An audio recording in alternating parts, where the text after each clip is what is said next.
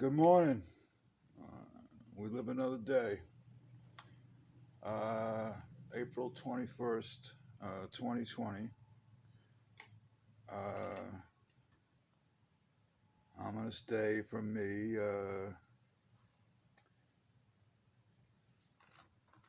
As I sit here with the dogs on the leash in one hand and my thoughts in the other. It was 40 years ago today. Sergeant Pepper's taught the band to play. And 40 years ago today, April 21st, it was also a Monday. Somebody do the math and get back to me. Does it take 40 years for a date to line up with the day of the week again? Uh, Apparently, because it was also a Monday 40 years ago, 1980, April 21st, and I woke up with a pulled groin muscle from the pickup football game the day before in South Haven. And my bike was out front. Usually I put it in the back, but I just barely made it in the house the night before. Uh, so the bike was out front. You know, Bobby Aratakis, go ahead and try and steal it. I want that to happen. And I got up, couldn't freaking walk hardly to the bathroom with the groin, and so I had to call in sick to work. You know, I hate when people say call out to work. You don't call out to work. You call in. Get it right. So I called in sick to Arthur Edwards Pools. I wouldn't be doing the Al contest with the cinder blocks today with the groin. So, you know, mom's steady advice, a hot bath. Uh, Camera overboard. You know, mom's advice, a hot bath and a poached egg make you feel better. So, I ran a hot bath and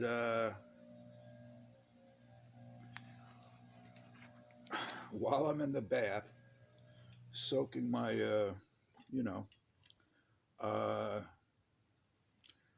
my buddies, Spider and our out of state buddy, uh, Bellboy, uh, ride by on their bikes.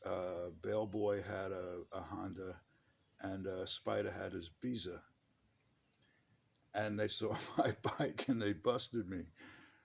Should have been at work, sister. So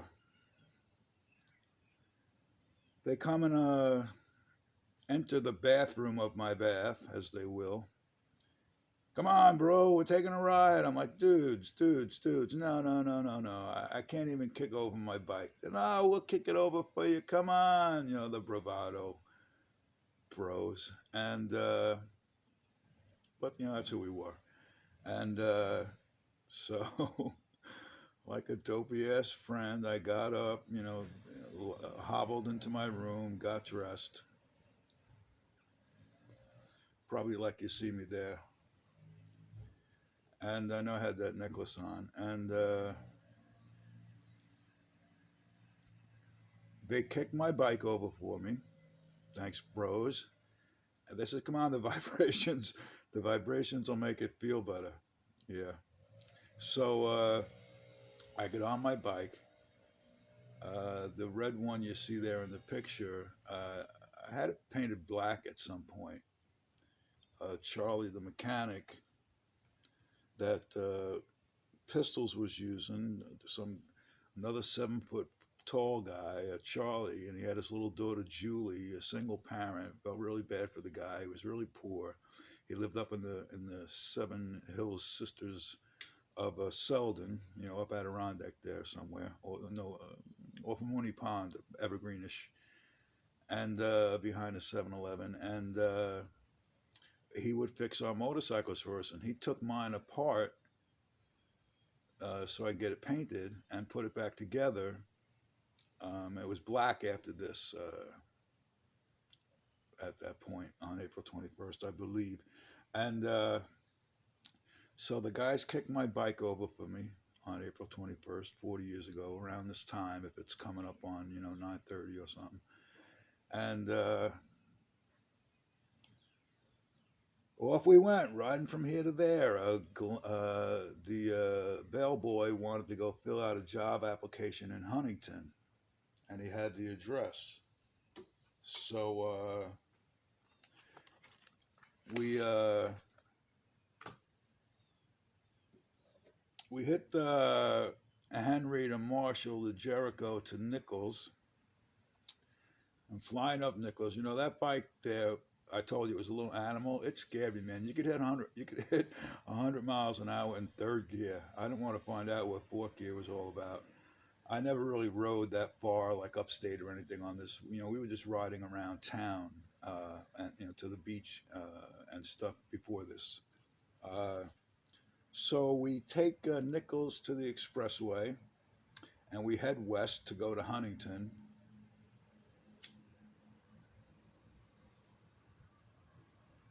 And we get off at exit 110 north, and there used to be a big mirrored building on the right there, on the east side of that intersection. And again, the Ego Boys, riding by on our motorcycles, checking ourselves out in the reflection of the building. Beware the ego. And we go past that building. We're heading north on 110, and the last thing I remember seeing is the Junction 25 sign, because we were coming up on Jericho Turnpike, Middle Country Road, and we made a right. I was, told after this, because I don't remember anything past that Junction 25 sign. Shock amnesia, they call it. We made a right on Jericho, and the guy's looking for this number building to fill out the job application. We had 3 bikes, and we go a little bit east on 25, right past the coming up on the Huntington Townhouse, which was on our right, and he discerns that the numbers are going the wrong way. We have to go the other way, so he gives the goofy, we're going to turn around hand signal made up on the spot with the motorcycles, and we pull in, we make a right, and we pull into the Huntington Townhouse just to turn around, come back out, and make a left, and then head west on 25. So we do that, and then apparently we were heading west on 25. I don't know if we even got back to a 110. Maybe not. My dad had a guy who worked in a body shop right around there.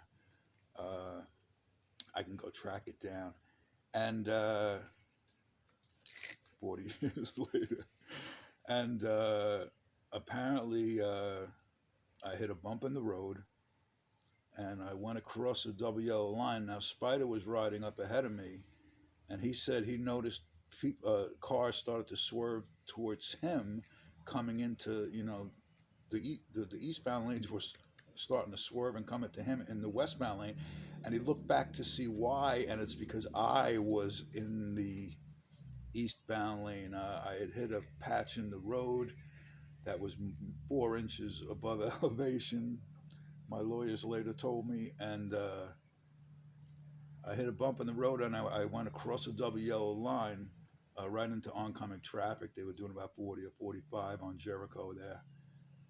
And Spider says he looks back, and he saw my bike go down and then come up. It went down on its left peg, came up right before the first car hit it. And then I flew over that car, and I landed on the windshield of the hood of the car coming at 40 miles an hour behind that car. And then I bounced from there across the 2 westbound lanes and landed on the westbound shoulder. He said I looked like Superman when he looked back at one point, flying through the air with the greatest of ease. Daring young man, certainly. And that sucked.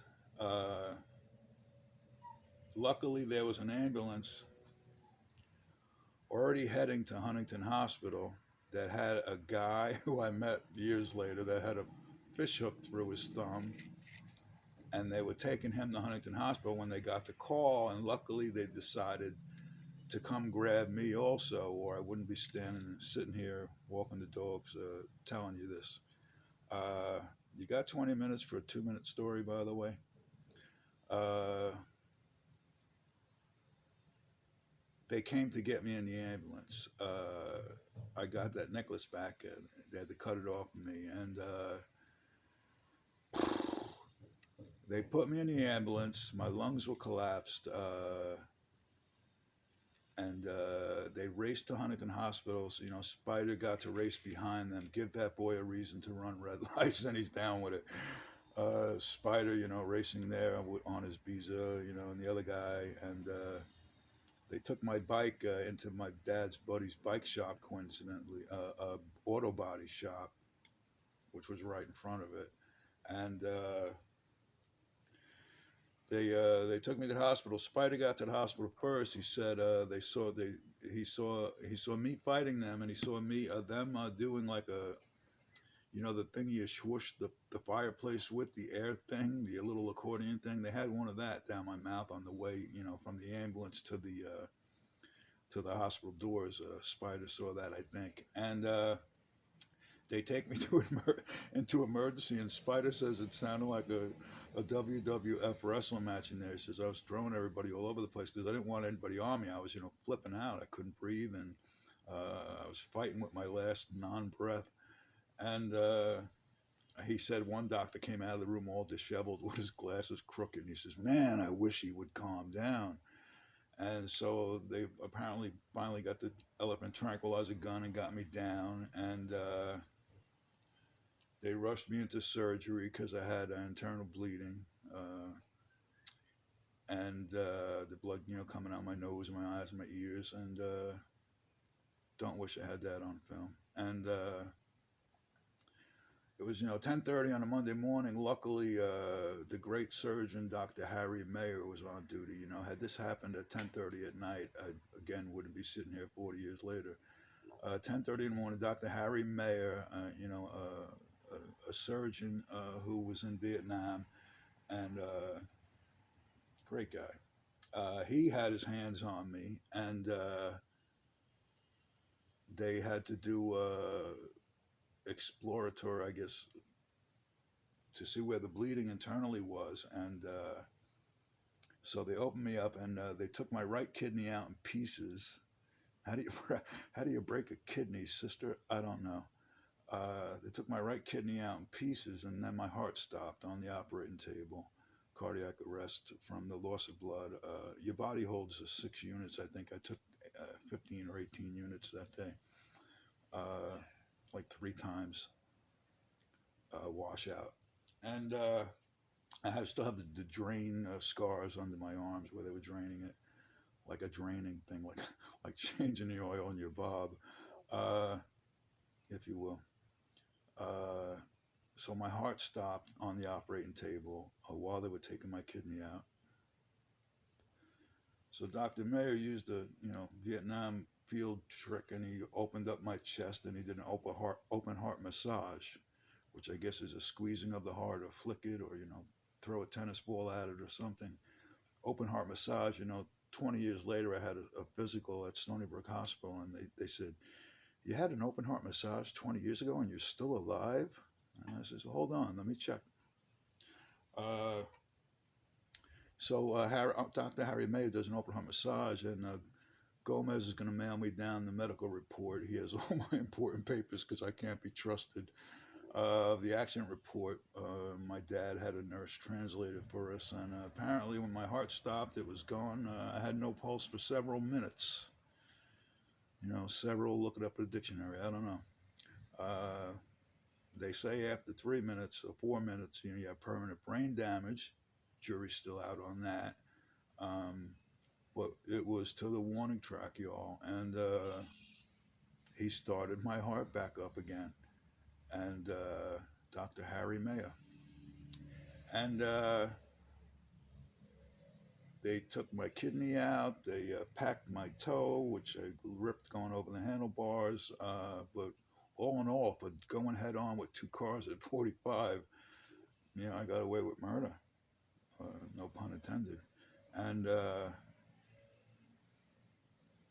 But they induced me into a coma so I wouldn't move, because you know me, I'll crawl out of there.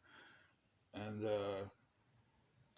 they induced me in a coma, and you know, sent me off to recovery or ICU. They called, the parents, I guess, and that was horrifying for mom and dad. I apologized profusely, and they had to, get the call. Your sons might not make it. You better get down here, and them and my friends, swarmed the hospital, and it was not good. Uh, my girlfriend in the city got a call. You better get out here. Bobby's not going to make it. She had to cry all the way out here. Um, my buddy called one day. ICU. He says, Bobby. I want to check on Bobby Aratakis, and they said, no, Bobby's not with us anymore. He had a heart attack. I wasn't with him anymore because they moved me to CCU or something. Not fun. Uh, So the world as I knew it came to an end. That's that last Bobby Aratakis you're looking at sitting on that bike there and holding Clutch. Clutch was my dog at the time of the motorcycle accident. Like, I had it wrong a little earlier. I didn't train Clutch after my accident. I trained Freddie after my accident. Clutch was before my accident. Uh, and Clutch is the one I taught to roll over with cheese. Smart little dog. When I was in the hospital, they used to say, after a month and a half, they say, "What's the first thing you want to do when you get home?" And I always said, "I want to play with my dog." And on the way home from the hospital, 3 months later, mom told me, Bobby Clutch ran away, while you were in the accident. While you were in the hospital, he's probably looking for you. And I looked for the poor guy for years until somebody slipped, and I heard that he choked to death on a chicken bone from the garbage or from the picnic table, and Hank was trying to pull it out of him. God bless Hank, and what a horrible story. But poor Clutch, poor Bobby, want to get out of the hospital. But then I got Freddie, and Freddie made up for it. So anyway, April 21st, 1980, I die. They bring me back. They didn't ask me again. Do you want to come back? You know, and I'll be like, you know what? I had a pretty good run. What's coming up next? Joy, pain, sorrow, good, bad, what? We can't tell you, Bob, but we're going to bring you back anyway. All right, boom, here you go. They are, here I am, here you are. And,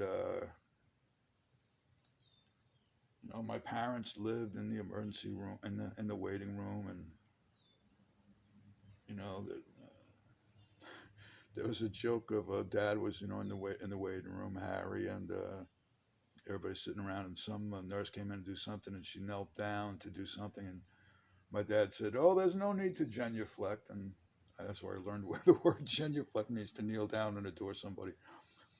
And it's my dad, you know, and but man, they came up there every day and said a lot of rosaries, and Aunt Poloni sandwich got the prayer chain going with 10,000 people praying for me, and the priest read me my last rites like 3 times. I believe I heard, and because they didn't think I was going to make it.